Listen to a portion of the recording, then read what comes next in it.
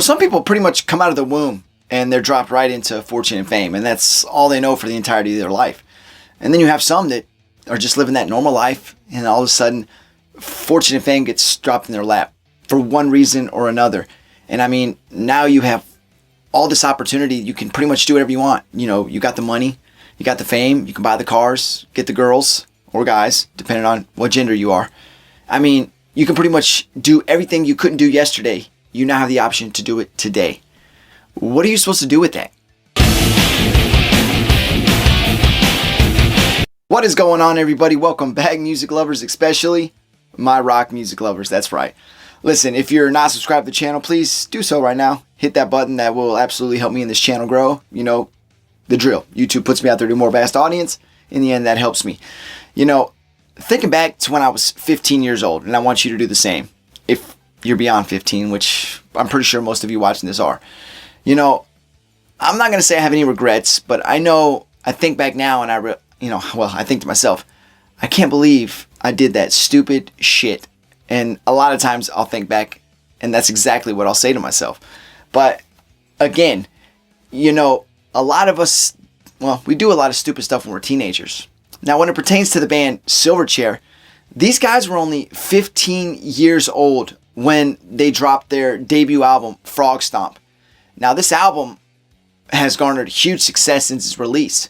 But you think about these boys being 15 years old. One day they're just teenagers having fun, playing music. And next thing you know, they pretty much have the world at their feet. They could do whatever they wanted if they so choose. So classmates Daniel Johns and Ben Gillies, then later Chris Joannou, formed a band called Innocent Criminals in 1994.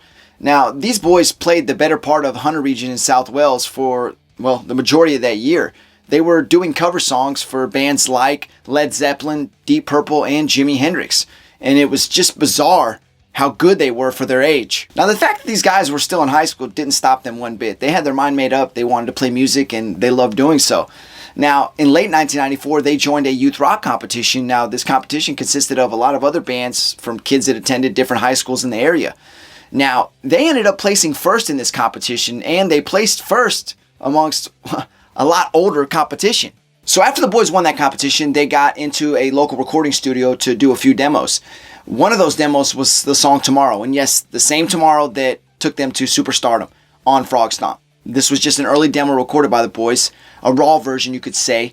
Now they entered into another competition. This competition was called Pick Me. They entered Tomorrow, they won the competition. Now this competition came with a little bit of a better first place prize.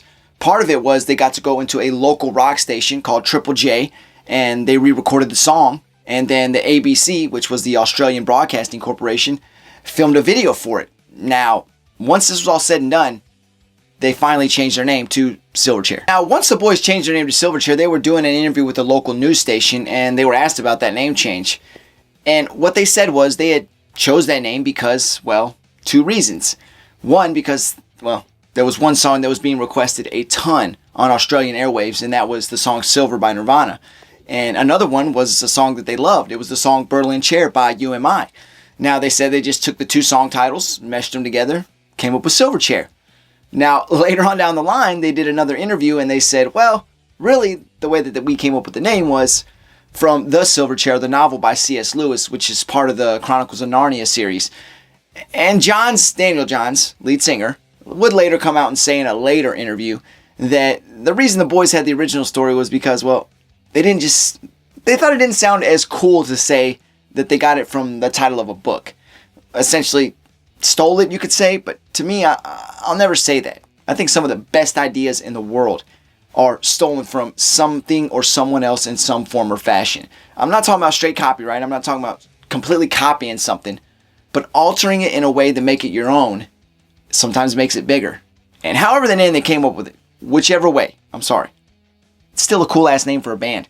They actually went by a couple other names before that. They went by the George Costanza Trio and Short Elvis. So after winning the Pick Me competition, these boys were on fire. They were getting a lot of notice. In fact, there was a bidding war between three major record labels, and ended up being Sony Music that would sign them to a 3-album deal. Now, in 1995, they would get in the studio. Sony would help them re-record Tomorrow, kind of hash out all the rawness, I guess you could say, to make it to the song that we know and love.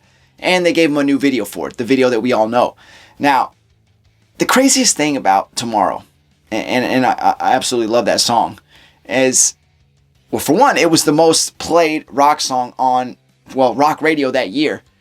Then, really, if you go ask somebody, I mean, play Tomorrow for somebody that really doesn't know Silverchair at all, or even somebody that, you know, moderately knows them but don't know a lot about them, not a huge fan. Ask them, how old do you think this guy is that's singing this song? If any of them say 15, it'll blow my freaking mind. There's no way you're going to think that's a 15-year-old. Even when I listen to it now, knowing that Daniel Johns was 15 at that time, I still don't believe it. So the debut album, Frogstomp by Silverchair, was recorded in just 9 days. Took the boys 9 days to record the entire album, which makes it even more crazy, the fact that it's so amazing. I mean, they're still in high school. Another reason it's even amazing. And obviously the song Tomorrow was received so well. I mean, it was huge. This album was #1 in Australia and New Zealand, their homeland. It was received very well in the States. It was top 10 on the Billboard 200. I mean, they were the first band out of that area of the country to do that since In Excess. I mean, it's absolutely amazing. I mean, for one, the fact they were so young, I think a lot of people, even though it was a talking point, you kind of overlooked it. When you just heard the music, it was so amazing. And at that time, man, when that came out, I was 9 years old. And well, I was about to be 9 years old. And that's when I was starting to really take music at a little bit of a different perspective, because that was around the age I actually started feeling something for music. Like if I heard a song or I heard certain lyrics, even if I didn't understand them yet, I'd make my own interpretation. I'd even get those butterflies in my stomach at that age. So, Silverchair, Tomorrow, that was one of those songs that I was just blown away by even as a young kid. Now, as awesome of an album as Frogstomp was, it came with its share of controversy as well. One being January 1996, 16-year-old Brian Bassett, 18-year-old Nicholas McDonald were on trial in McLeary, Washington for murder. They had both murdered Bassett's parents and younger brother. Now, the defense team had this whole wild idea drawn up that the reason the boys committed this murder was because of the song Israel's Son off of Frogstomp. Now, for me, that's one of the stupidest things I've ever heard. And bear with me on this. I mean, I know everybody deals with mental health and the way that they think a lot different than others. I would never talk down to nobody because they struggle with mental health or they think a different way than me. But to blame a song for going and murdering somebody, I think it's insane. But again, that's my way of thinking. I mean, the prosecution pretty much let the jury know that that's an insane defense. These boys did these murders because they wanted to steal the family's money. They wanted to steal other stuff from the house and run off to California. In the end, justice prevailed. But to me, I mean, come on. I know Ozzy had an issue in the 80s with one of his songs he went on trial for. I remember hearing a lot of stories about Kiss from the 70s that, you know, parents hated their kids listening to them because it made them do crazy things, worship the devil, whatever the case was. As a parent, I get it. When your kids do something wrong, you probably want to try to think of a quick way to justify it, that it wasn't them. You raised them better than that.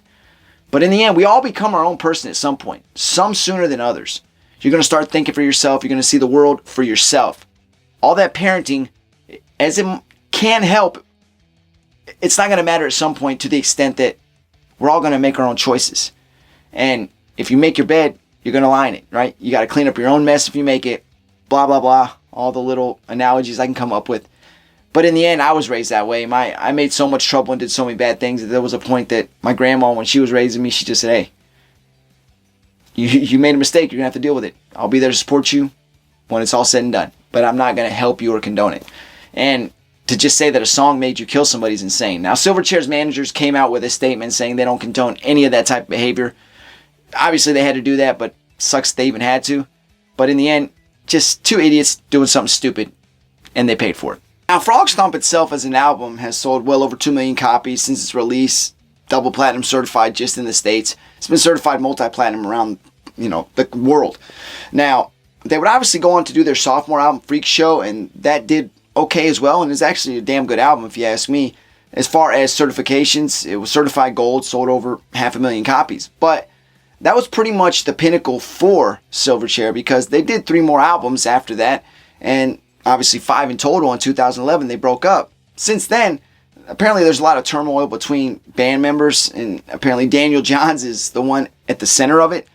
Again, that's none of mine or our business. Don't really know what's going on there, but apparently there's enough there for them guys not to get back together. Daniel Johns even said in an interview he would not get back with Silverchair or regroup the band for $1 million and a gun pointed at his head, which is pretty damn extreme. Now, Daniel Johns has went on to release 2 solo albums. Pretty unique, if you ask me. Damn good music. But it's a far cry from Silverchair, at least the sound we know and love from them. But either way, Frogstomp by Silverchair, classic album from the 90s. If you want to give a list from 1 to 100, Frogstomp's going to be in the mix somewhere up there. And I'm talking about just rock albums. It might be in the top 20, but a fascinating album, especially from 3 15-year-old boys. You want to talk about a hell of a job by some teenagers. These boys, they did just that. But anyway, I appreciate you for coming around and watching. Till next time, go out there, take care of your friends and family. Do something amazing. Doesn't matter how old you are. Doesn't matter how young you are. It's never too late to do anything. But it will be too late if you never do it. Till next time, take care of yourself. I'm out.